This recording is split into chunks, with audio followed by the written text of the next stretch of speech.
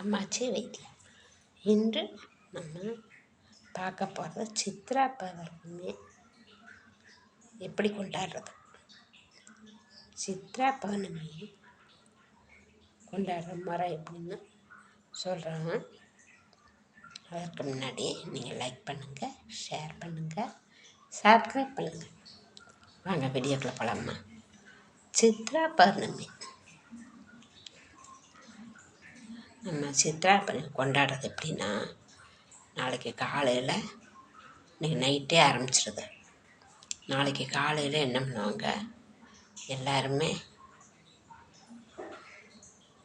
காலையில் விரதமாக இருக்கவங்க என்ன பண்ணுவாங்க, காலையில் டிஃபனை சாப்பிட்டு மத்தியானம் முக்கணி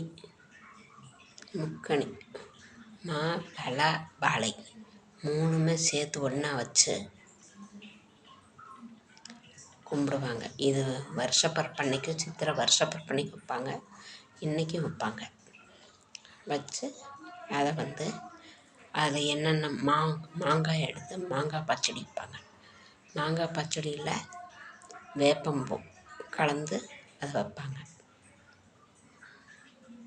மாங்காய் பச்சடி ரசத்தில் வேப்பம்பூ போடுவாங்க, சாம்பாரில் போடுவாங்க. எல்லாமே இன்றைக்கி வேப்பம்பூ போட்டு தான் செய்வாங்க. ஏன்னா அது அம்மனுக்கு உகந்தது. அதோட சித்திரகுப்த நாயனார் இன்றைக்கி தான் நம்ம பாவ புண்ணிய கணக்குங்கள்லாம் பார்ப்பார். அதனால் அவருக்கு இது படையல் போடுறது. இனிப்பு, கசப்பு, புளிப்பு மூணும் சேர்ந்து கலவை தான் மாங்காய் பச்சடி. இதை சேர்த்து எல்லாம் சாமிக்கு படையல், சாம்பார் அவங்கவுங்க வசதிக்கு தகுந்த மாதிரி எல்லாம் பண்ணுவாங்க. ஆனால் இது முக்கியமாக இந்த மாங்காய் பச்சடி செய்வாங்க.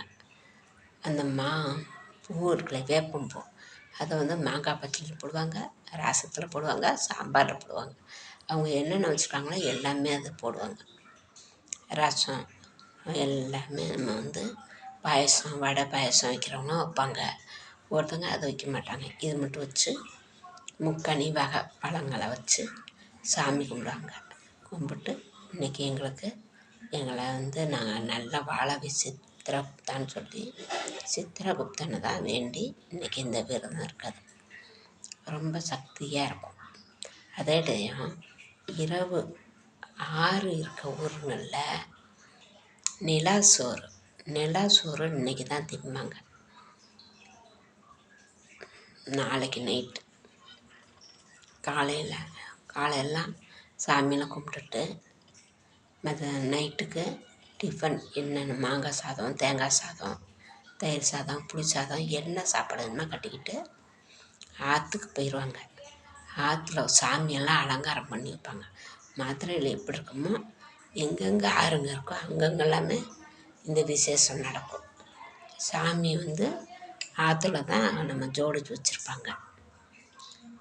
காவிரி ஆறு எங்கெங்கெல்லாம் இருக்கோ அங்கங்கெல்லாமே இந்த நிலா சாப்பாடு சாப்பிடுவாங்க. செம சூப்பராக இருக்கும். இதை நீங்கள் இந்த சித்திரகுப்த நாயரை வேண்டிங்கன்னா உங்களோட பாவங்களில் பாதிக்கு பாதி கழியும்.